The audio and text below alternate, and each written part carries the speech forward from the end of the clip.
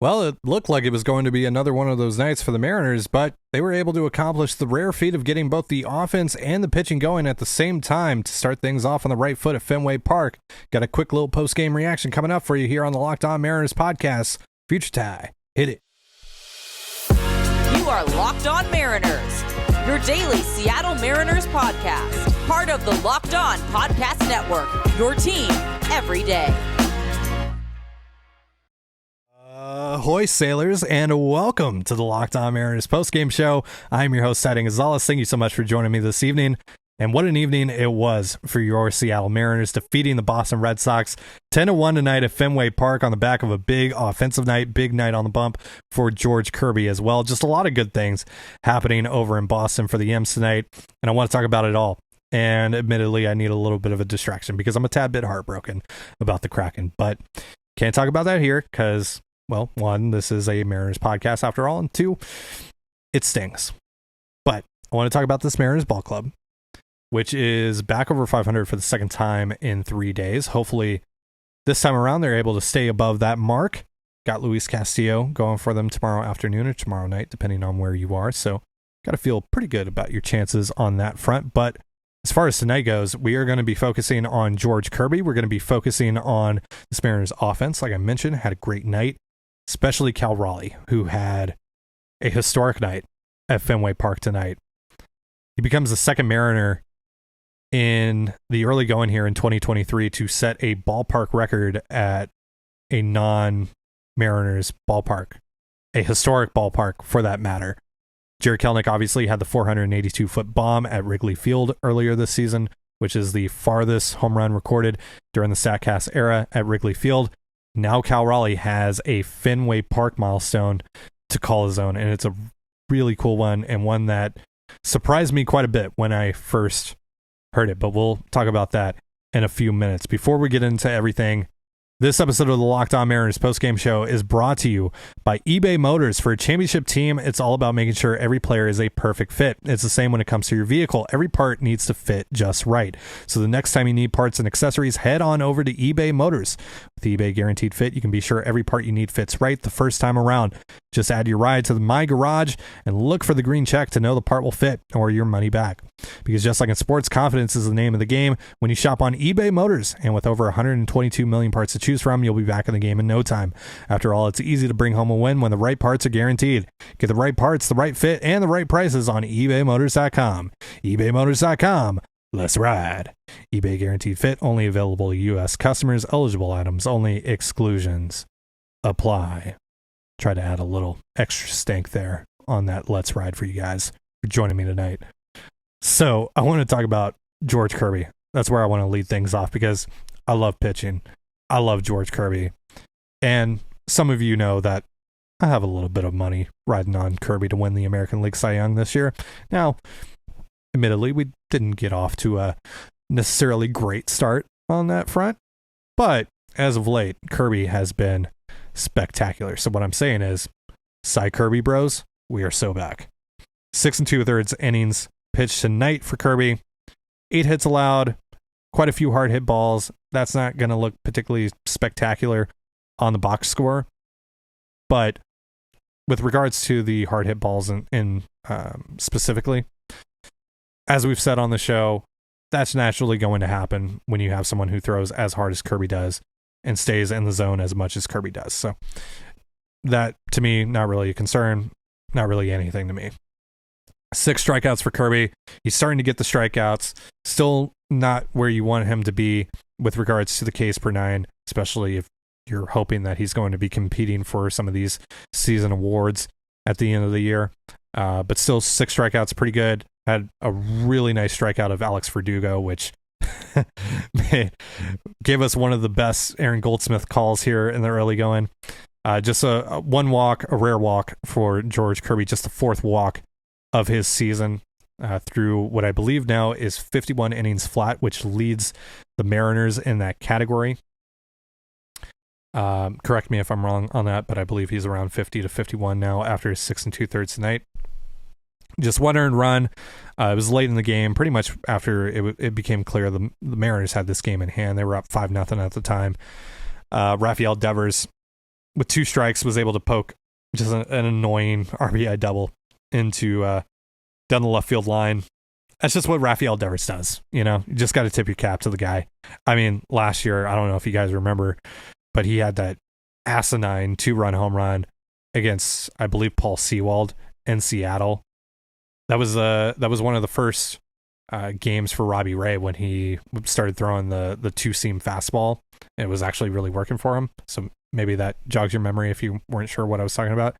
But yeah, he that pitch that Sewald threw him was almost in the other batter's box, and he was able somehow to put that over the left field wall at T-Mobile Park.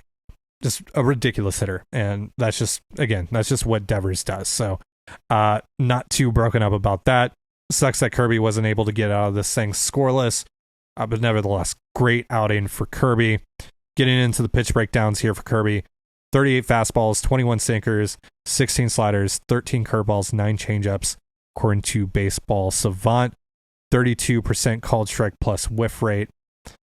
Great stuff across the board for Kirby. And the most important thing here, guys, he was able to get run support.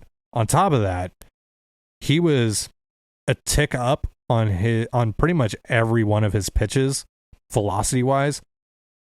0.8% or 0.8 miles per hour above his fastball average. 1 mile per hour above his sinker average, 1 mile per hour over his slider average, half a mile per hour over his curveball average, and 1.5 miles per hour over his changeup average velocity. He was feeling pretty good tonight, and you could tell. So yeah, again, he was able to get run support tonight. That's the big key here. The Mariners played one of their most complete games of the season tonight. And a big thanks for that is Cal Raleigh. Oh my, Cal Raleigh hit about nearly 1,000 feet worth of home runs tonight.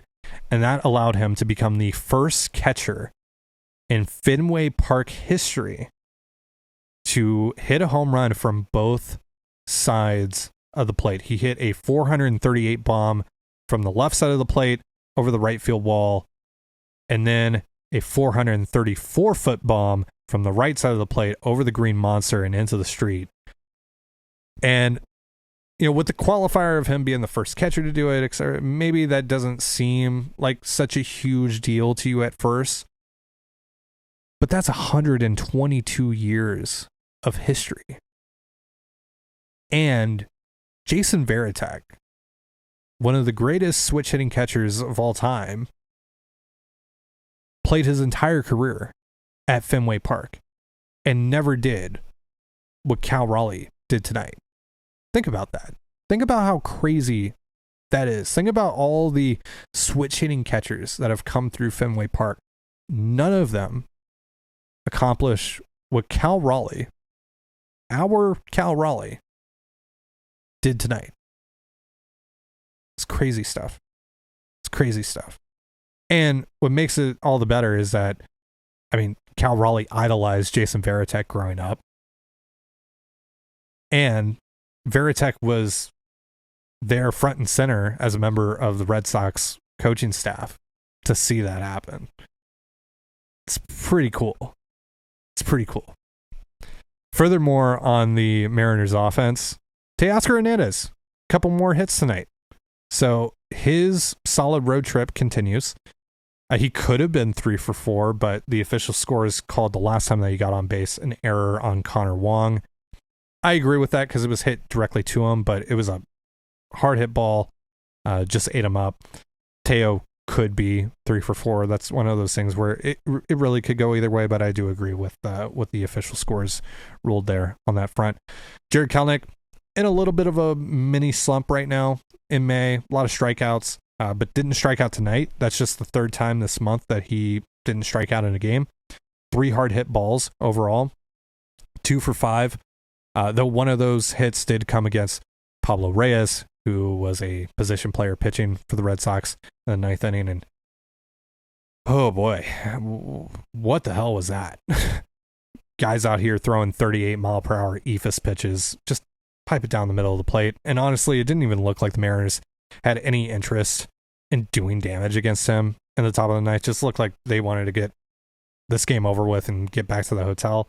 Because I mean, like Cal Raleigh had I think it was one of those ephus pitches, or I don't know. I was hardly paying attention at this point, keeping an eye on the Kraken game, but it looked like he had a very easy pitch to just deposit over the right field wall for his third home run of the night.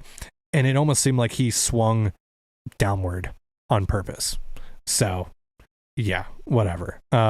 Mariners, though, were able to play add-on. That's really the key takeaway from this game, especially after a dreadful start to this game against Tanner Houck, who had dominated them through his first 4 outings against them. I posted this number on Twitter earlier tonight. I'm going to try to remember it off top. I don't have it in front of me. I believe the Mariners entered tonight slashing 162, 225, 189 against Houck. And obviously his best pitch is that slider, and the Mariners are not particularly good at hitting sliders, at least right now. So that was a bad matchup for them.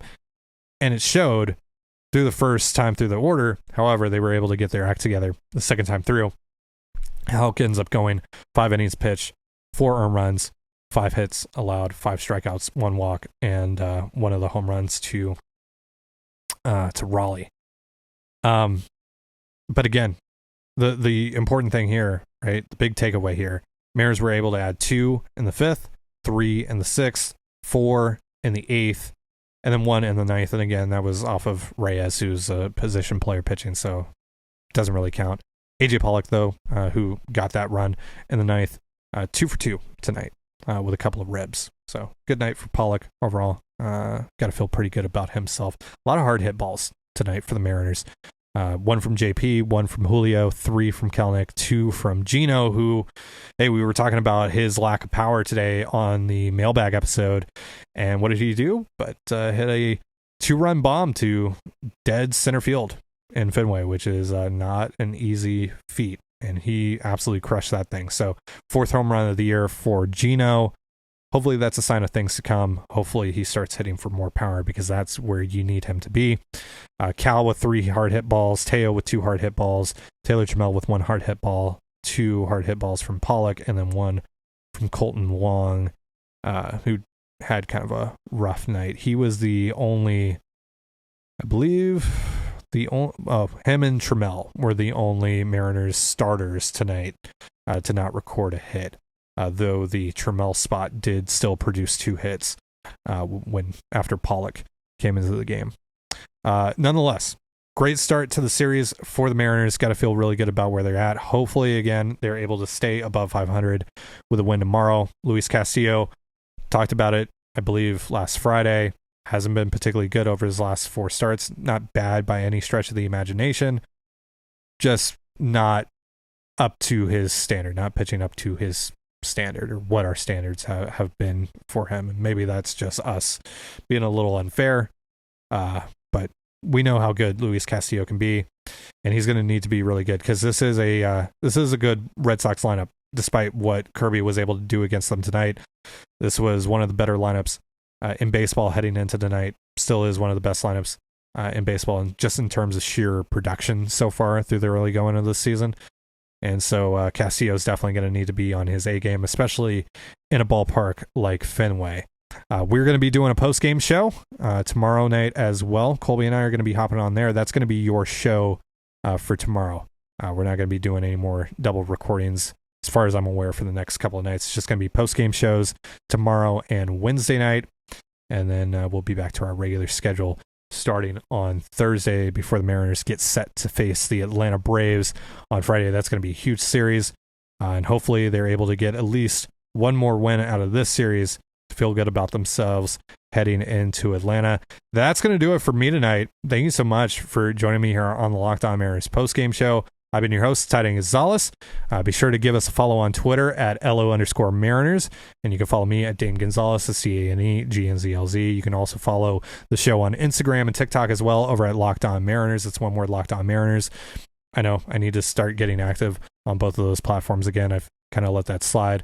Going to be doing a couple things on that front to kind of refresh those pages. Also, be sure to check out the survey that we got going on. We're just surveying our listeners here about some things that we might do in the near future, some content ideas, some other things, merch stuff. So if you want your voice heard on that front, check out the link in the description of this episode, whether you're watching here on YouTube or on your preferred podcast platform like Spotify, Apple, etc. It'll be there, the link in the description of this episode. You can find all of our information in the description of this episode as well. And thank you again for making us your first listen after the game. Catch us again after tomorrow night for a Locked On Mariners postgame show. But for now, have yourself a beautiful baseball day. We'll see you after the game tomorrow night. Peace.